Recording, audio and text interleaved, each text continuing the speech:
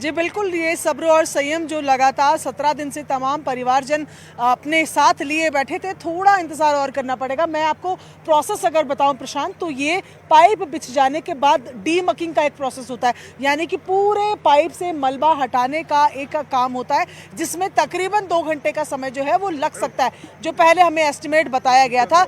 इसके साथ ही अलग बात करें कि उसके बाद जब एनडीआरएफ इसके अंदर जाएगी, वो एक एक मजदूर को निकालने के लिए एस्टिमेटेड टाइम हम लगातार बता रहे हैं कि 2.5 मिनट से लेकर 4 मिनट तक का ये समय लगता है। उसके बाद ये बताया जा रहा है कि जब ये सब लोग बाहर आ जाएंगे, इनको थोड़ी देर जो टेम्प्रेरी हॉस्पिटल बना है वहाँ पर रखा जाएगा। डॉक्टर्स इनको जांचेंगे, इनके बीपी, जो बिल्कुल नॉर्मल बेसिक टेस्ट होते हैं, जिनसे ये मालूम चल जाएगी क्या किसी को पहले इमरजेंसी में निकालने की ज़रूरत है। और उसके लिए यहाँ पर पूरी एम्बुलेंसेस तैनात है, जो हम लगातार तस्वीरें दिखा रहे हैं। ये एम्बुलेंसेस जो 3 तरीके की हैं, बिल्कुल बेसिक, जिनमें ऑक्सीजन सपोर्ट होता है, दूसरी लाइफ सपोर्ट वाली, एडवांस सपोर्ट वाली, और जिनके साथ क्रिटिकल मरीजों को भेजा जाता है, और तीसरी कार्डियक एडवांस सपोर्ट वाली, जिसमें अगर किसी को दिल से जुड़ी, इस तरीके की कार्डियक से जुड़ी कोई ऐसा लगता है कि कोई कमजोरी हो रही है, बीमारी हो रही है, उसको स्पेशल एम्बुलेंस में लेकर जाया जाएगा। 3 तरीके की एम्बुलेंसेस हैं। ये प्रोसेस जो है, ब्रेक थ्रू जो है, जिसका इंतजार सबसे ज्यादा किया जा रहा था, 57 मीटर का वो ब्रेक थ्रू,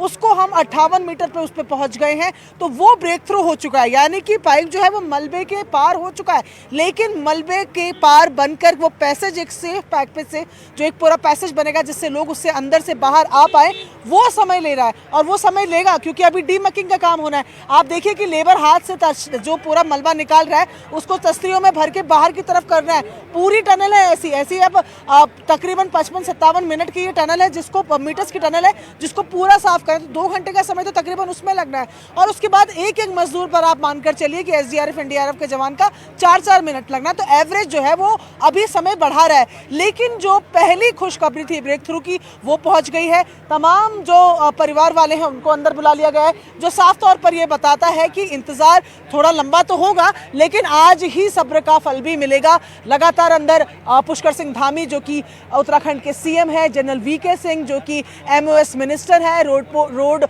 हाईवे और ये जो ट्रांसपोर्ट मिनिस्ट्री है, उसके सब अंदर बैठे हुए हैं। सब वहां से देख रहे हैं कि किस तरीके से ऑपरेशंस को कंडक्ट किया जा रहा है। प्रशांत।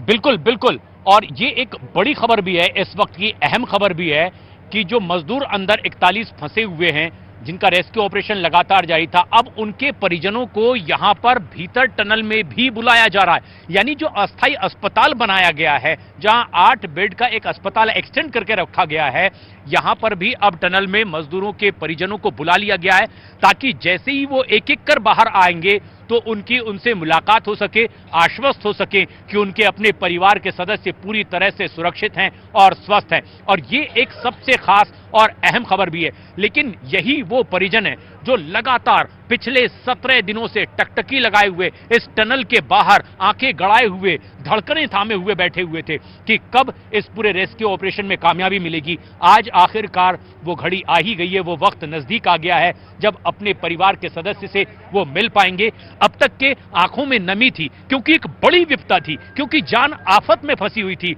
आज एक बार फिर आंखें नम हैं, लेकिन आंखों में ये खुशी के आंसू हैं। ऐसे ही खुशी के आंसू बहाते हुए हमारी सहयोगी ने एक परिजन से, एक परिवार के सदस्य से बात की। क्या जुबान पर उनके इस वक्त आ रहा है, आप भी जरा गौर से सुनिए। चौधरी जी हैं, चौधरी जी से पहले भी हम आपकी मुलाकात करा चुके हैं। बेटा मंजीत है, आज तो खुशी के आंसू हैं? जी जी जी बिल्कुल खुशी के आंसू हैं। हमने तो सारे सुख धारण कर लिए, सारे सुख धारण कर लिए। आज तो जैकेट में बिल्कुल तैयार होके जा रहे हैं बेटे को लेने। जी जी जी। क्या क्या आज सामान वगैरह सब पैक कर लिया है? हाँ जी, उनके कपड़े थे जो यहाँ काम करते थे, वही कपड़े जो कुछ थे वही हमें बैग में उनके हैं हमारे पास। अच्छा, तो एम्बुलेंस में आप ही जाएंगे साथ? जी जी, हम तो जाएंगे। ये उनके परिवार के सदस्य हैं जो कह रहे हैं कि आज उन्हें लगता यूं है मानो जिंदगी के सारे सुख मिल गए हों।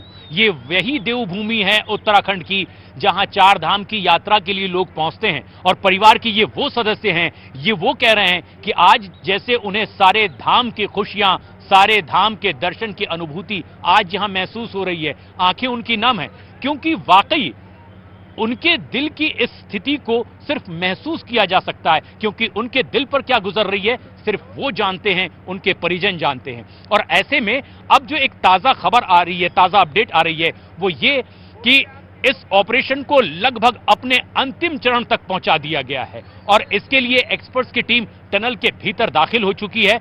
जो हॉस्पिटल अस्थायी रूप से बनाया गया था उसको कुछ और बड़ा किया गया है, ताकि जो 17 दिनों से सूरज की रोशनी अब तक नहीं देख पाए हैं उन्हें वहां सांत्वना दी जा सके, ढांढस बंधाया जाए, उन्हें आश्वस्त किया जाए कि आप पूरी तरीके से महफूज बाहर आए हैं। क्योंकि ना सिर्फ ये एक बेहद आश्चर्यजनक और सुख और दुख का एक संयोग से जुड़ा हुआ लम्हा उन परिजनों के लिए है, बल्कि उन लोगों के लिए जिनकी खुद जान 17 दिनों से इस टनल में फंसी हुई है, क्योंकि उन्होंने सूरज की रोशनी नहीं देखी है। और ऐसे में किस तरह से ये ऑपरेशन आगे बढ़ रहा है, अब इसमें अथॉरिटीज का ये कहना है, जो जिम्मेदार संस्थाएं इसमें काम कर रही है, उनका ये कहना है कि कोई भी प्री मैच्योर वो एक्शन नहीं लेना चाहते। ऐसे में जबकि वो जीत के बेहद करीब हैं, कोई भी ऐसा कदम नहीं उठाना चाहते जिससे कि जरा सी चूक भारी पड़ जाए और जो 41 मजदूर 17 दिन से फंसे हुए हैं उनके लिए कोई नई मुसीबत खड़ी हो।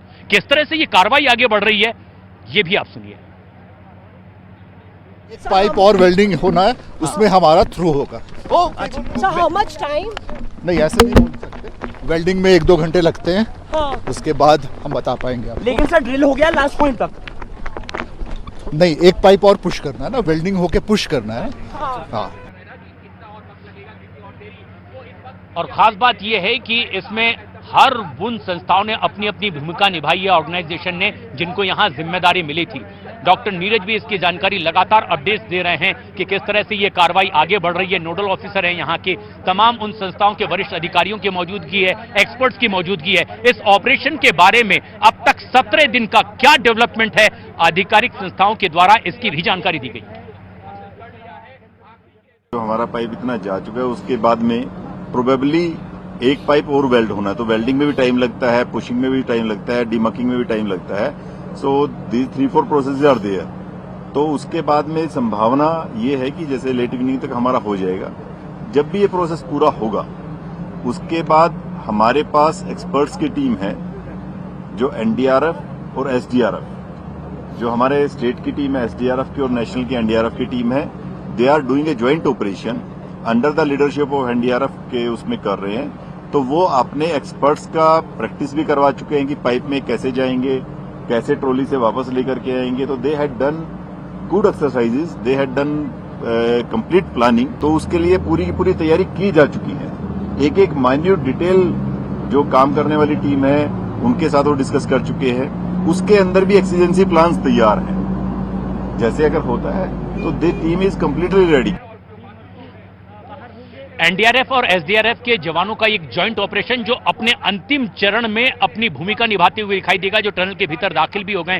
प्रियंका हमारी सहयोगी लगातार हमारे साथ बनी हुई हैं। प्रियंका, आपकी तो बातचीत भी हुई है ऐसे लोगों से जो इस मिशन में लगे हुए थे, किस तरह का रिएक्शन? क्योंकि कुछ परिजन तो आपके नजदीक से ही होकर के अब भीतर दाखिल भी हो रहे हैं, जिन्हें बाहर ही रोक दिया गया था अब तक। जी बिल्कुल, और जो सिर्फ बातचीत करने के लिए जाते थे, ये रास्ता परिजनों के लिए भी नया नहीं है, लेकिन आज जब वो गए हैं तो जाहिर तौर पर एक अलग मैं कहूँ अलग भावना के साथ गए हैं। और आज पता था कि आप जब अंदर जा रहे हैं तो थोड़ी देर बाद बाहर ही आएंगे। मैं हालांकि 2 बार इनसे बात करा चुकी हूँ, लेकिन जयमल नेगी जी हमारे साथ हैं और मैं इसलिए बार बार इनका नाम ले रही हूँ क्योंकि इनके भाई ने बहुत पॉजिटिव भूमिका अंदर निभाई है। गब्बर सिंह नेगी के भाई, जो कि सुपरवाइजर, जिन्होंने सबका मनोबल अंदर बढ़ाया है। सर, अंदर से बाहर अभी आप आ गए हैं तो जरा बता दीजिए मन में अभी क्या चल रहा है, क्योंकि अब थोड़ा ही समय रह गया है। नहीं, इंतजार तो बहुत, इंतजार की एक एक पल जो है बहुत कठिन होता है काटना। हाँ। और यही मेरे साथ हो रहा है। हम जो है सुबह से ही व्यग्र हो रहे हैं। हाँ। और इसमें खुशी की घड़ी तो है ही है।